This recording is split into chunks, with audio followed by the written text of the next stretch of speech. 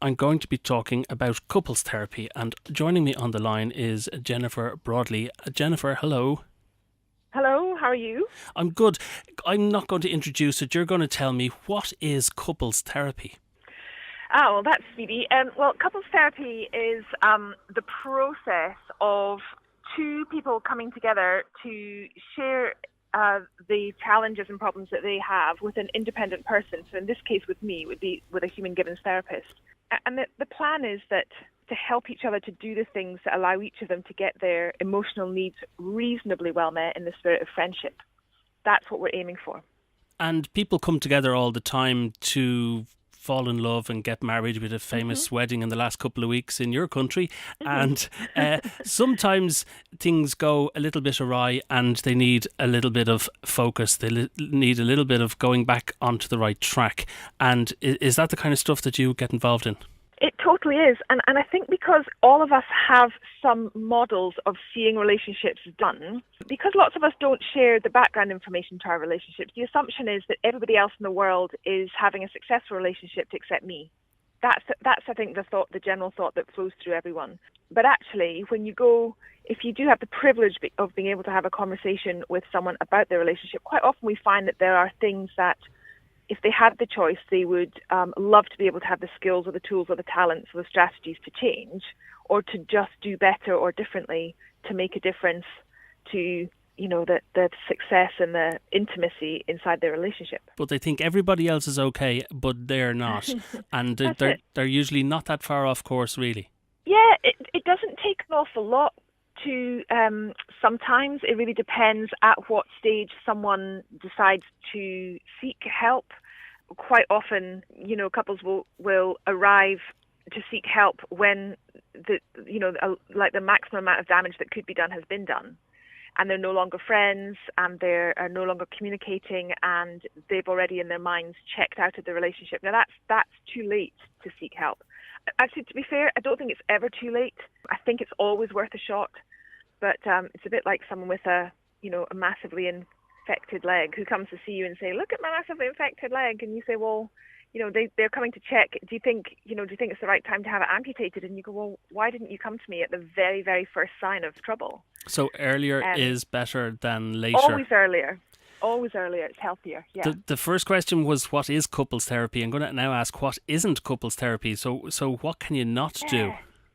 Oh, that is such a good question. So what it isn't is arriving at the counsellor's office to try and have someone mediate your point scoring. That's what it's not. So it's not coming in saying, could you tell her that she needs to do blah, blah, blah, blah, blah. And her saying, can you tell him that, it's not that. By the way, when I'm saying him and her, I totally appreciate that there are couples that I have who are her and her and him as well. So, but majoritively I get a him and her couples. You are not the umpire at Wimbledon and it's love 40 correct. Or 40 love or no love at all. That's it. It's not about point scoring. You mentioned men v women, men, women, and all that. What are the differences in approaches for men versus women? Well, genuinely, Brian, there are two different mindsets. There's a male mindset and a female mindset. And those are not gender specific. So it's not as if all men have male mindsets and all women have female mindsets. That's not the case. But we just tend to look at them and name them that because generally we find that, there are certain features that suit one or another. And there are some typical differences.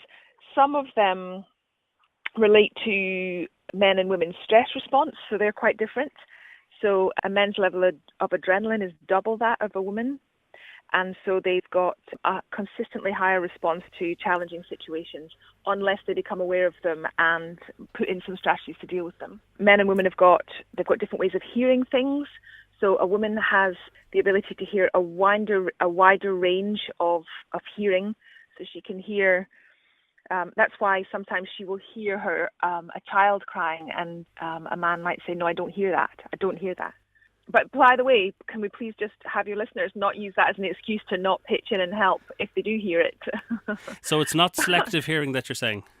It's not. No, it's not. And sometimes it's genuinely a physiological thing. It's a physiological brain design.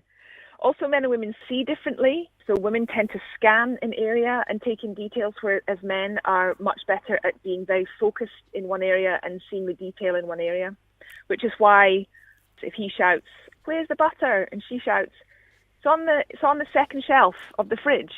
And he's going, "I'm looking in the fridge, I can't see it." And then she comes down and she says, "It's there." And he goes, "Well, that's not the second shelf, and it's sitting on the third shelf." Because he doesn't scan, you see. And then this is not all people, it's not all men. It's just it's a predominantly masculine brain. There are definitely men who have the ability to have brain design like women, and there are definitely women who have brain design a little bit more like a man. Final question about men versus women. Women have a group of friends and they will talk about the relationships with their group of friends. Men have a group of friends but they won't talk about the relationships. Are there people outside of the relationship that are influencing, and they are on the woman's side more so than the man's side, based on what I've just said? So when they have difficulties, you mean? So if they come into a relationship and they've had advice from other people before they come and see me, is that what you're asking? Yeah, I'm presuming that men have less advice coming in to see you. Yeah, I think they must seek it out, but I'm not sure they talk about it in the same detail. So women's default is to tend and befriend. So that means they look after each other and they kind of act more in a group. That's just kind of naturally the way they're designed, and that's, we're not that far away from where we were 20,000 years ago, and so it was a woman's job to stay in a community, to stay in a tribe, to do whatever it takes to stay in that tribe, because that's what kept us safe when the male protectors were away punting and then bringing back things. So that there are different ways that our brains were designed to do that. So yeah, women tend to speak more to each other about things that they think and feel, and they've got quite an effective language around that. I definitely think that's changing for men. So I think men, it's not as if they don't feel emotions. That is definitely not true. They perhaps don't practice the skill set of verbalizing that as often, but I think that is fastly and very helpfully changing. I'm talking with Jennifer Broadley, and she is a psychotherapist and counsellor with Human Givens, and we're talking about their approach to couples therapy here today. What is the science behind the therapy? So the science behind Human Givens therapy is that every human being has a set of innate emotional needs, and that getting those in, once those emotional needs are met healthily, it's almost impossible to be emotionally or mentally unhealthy. So it's so similar to all of us having our physical needs met well. So if we have air and shelter, so they're the first two, but the other four are really important. They are that we eat healthily, remain hydrated, exercise often, and sleep well. Now, we're designed to get those needs met. So you don't have to say, "Oh, was it 9 o'clock since I ate something?" Because if when you're ready to eat more, you'll feel hunger. If you should be rehydrating, you'll feel thirst. If you should be sleeping, you will feel tiredness. If you need to exercise, you'll feel agitation. So those things are innately programmed into us to get the needs met that make us healthy humans. The same thing is true for emotional needs. We have 9 emotional needs. They are, do I feel like I'm in control? Do I have security? Do I feel like I have status? Do I get enough privacy? Do I give and receive enough healthy attention? Emotional connection, do I have at least one person in the world who fully accepts me for who I am? Am I connecting to the wider community? Those are people that share common interests as us. Am I doing that enough, getting together in book club or cycling group or the gym? Do I have competence? Do I feel like I have competence in one of many areas? And do I feel like my life has meaning and purpose? So those 9 things are our emotional needs. And those are the things that I am looking for when a couple comes in, to ask myself, is each of these couples getting their innate needs met healthily for themselves? And then are they, as a couple, enabling the other to get their emotional needs met healthily? And in such a situation, each in front of you are probably the primary giver of a lot of those innate needs to each other. And then when that doesn't happen and breaks down, is there problems? Yeah, well, that's true, actually. So there's probably 3 things. It's is he getting his needs met healthily? Is she getting her needs met healthily? And is the relationship getting its needs met? If you kind of picture a Venn diagram, like 2 circles, and if part of those circles coming together, they cross over. So there's the piece that is just his, there's the piece that's just hers, then there's a crossover bit which is theirs together. It's important that each of them realize that their circle crosses over the other person's circle, if that makes sense. So if you change something in your life, it has every chance of having a knock-on effect to the other person in a positive or otherwise way. Can you tell me what non-blaming communication skills is? Oh, yeah. Well, firstly, it's very important. So non-blaming communication skills are about being able to, it's quite a subtle change in language. So it's about saying something like not putting the power of how you feel into the other person's hands. So if I say something like, I hate it when you make me feel angry by not doing the dishes after I've cooked supper, something like that. So when you don't do the dishes, you make me feel angry. Now, the thing is, nobody makes anybody feel anything to an extent. Well, that's probably quite sweeping, but it really is really important that we acknowledge that we have a choice how we feel. So the truth of that statement is probably more like, can I just say that when you don't do the dishes when it's your turn, I feel disrespected. So it's not saying to the other person that they have control of your feelings. It's just saying to the person, when this happens, I feel like this. So it's changing the model and the structure of your sentence, because if you position it in a blaming way, the background information to that is, I'm up for a fight here. You know, I'm up for some conflict. And actually, often that's not really what's being said.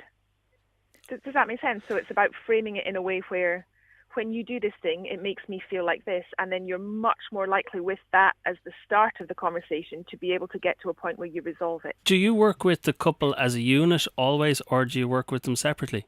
Oh, that's a really good question. So there are different schools of thought on this, and different therapy schools teach different things. From a human givens point of view, we can do both.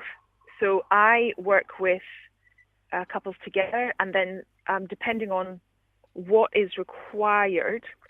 So if it's very clear in a first session, if they arrive together, that actually we can do a lot of really healthy and powerful work together, then we'll do that. But if there's something like one or other or both person has a trauma that's affecting how they pattern match their thinking or how they behave, or how they think, then it's appropriate to see that person separately or each of them separately before they come back together again, and we carry on with resolving the relationship. Because actually you can't resolve all things necessarily when there are two of them in the room, and sometimes there's just some slightly different conversations that happen if you can see a person separately.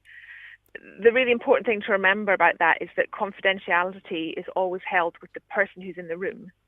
So if two of them are in the room, then I know that we can repeat information that comes up there the next time two of them are in the room. Chatham House rules. Yeah, that's it. Does therapy work if one or both participants are unwilling to be there? It's not mediation, but if one of them doesn't really want to be helped by this, is it not going to work? Well, you know what? If they turn up and show up in the room, I will do my best to make that work. But it is very, very difficult to try and create resolve if one person really doesn't want to be there. It's kind of like a parent bringing a child in, who's throwing tantrums, saying, "Can you fix her?" And the truth is, if she doesn't want to be there, the best way to do that is to equip the parent to with new skills and new boundaries to manage, the raising of that child. The same with couples. If one person really doesn't want to be there because they're not engaged in changing the process, you can have a shot at working with the other person. But you really need for two people to stay together, people need to be engaged in the process. Going to put you on the spot for 3 top tips so that people could avoid needing therapy in the first place. For couples, what are the top 3 tips you would have? Oh, wow. The first one would be to have a working conversation in place. And what I mean by that is if they have 20 to 30 minutes every week where they get the admin of a household sorted out, it means that you don't have to have those conversations at any other point during the week. So admin conversations, a 30-minute admin conversation would be, who's doing this in the household? who's doing this with the schedule of the children this week, who's paying that bill, what are we doing with our savings, did you sort out that pension thing, have you taken the car to the garage. It's the admin of getting, stuff that relates to just family living done. If you don't have those conversations and one or other person is beginning to get resentful about the fact that something isn't being done, it stops the friendly, I love you kind of conversations happening freely. And once they stop happening, then, that's when a kind of underlying tension appears in the house. So if you can separate a time to have a 20 to 30 minute a week working conversation, no more than that, by the way, they shouldn't extend into 1 hour and 2 hours. They're short, efficient conversations. So that's our number one tip, is put working conversations into the week. Second tip is probably around making time for each other. So even if there are children and you're both working and there are other things going on, putting a date night or a date coffee or a date lunch somewhere in the diary every week if possible, but certainly every 2 weeks if not possible, and take turns at organising that. So, one person might say, I'll meet you for lunch. I've only got an hour free. I'll meet you for lunch. Let's go to this place. And then the other person next time might organise, let's go and have a picnic at the beach and then go to that art gallery. So, it's just whatever it is that suits you, but it's really prioritising time with each other. And my third tip is, actually not my third tip is to make time for intimacy. So for physical touch and intimacy inside a relationship.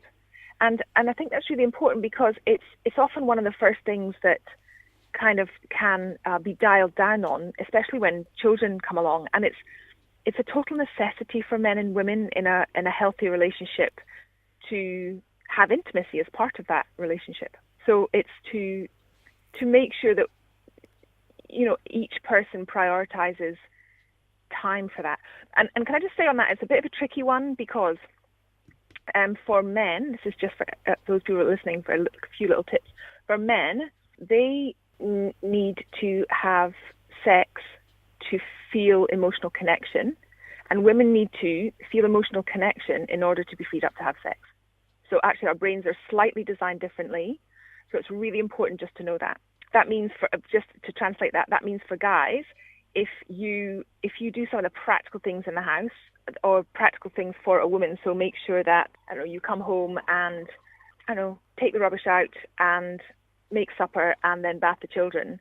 That is the best strategy for a woman being able to totally relax and go, thanks so much for doing that. By the way, should we just pop upstairs to bed early? And nobody ever tells men that. So there's my top 3 tips.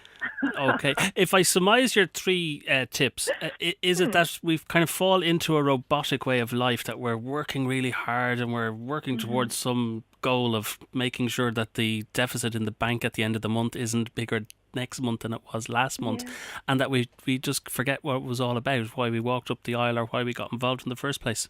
I think it's totally true. And that's a really good point, Brian, because this is the thing. It's what creates a long-term relationship, full stop, is friendship. And friendship is made up of 2 elements, fondness and admiration. So when we can cultivate fondness and admiration in our relationships, they have the very, very best opportunity to be long-lasting, loving and healthy. Excellent advice. You have some dates coming up for some courses for people who would like to train in this area. The Human Givens College has some dates. When are you on? So, the next couples therapy practical master classes. So that's for to train people who are already therapists to add couples therapy to their own mix. So the next one is going to be, they're run throughout the year if you look on the Human Givens College website, and they're held in Edinburgh, Bristol, Dublin and London. But the next one is on the 7th of June in Bristol, and the following one after that is on the 17th of October in London. And we'll definitely give a shout out when you're coming to Dublin next. Some wonderful advice today. Really, I'm listening to it very closely and personally myself, and I must actually get some details from your website about some of the things you were talking about today. Jennifer Broadley from the Human Givens College, thank you very much for your time today.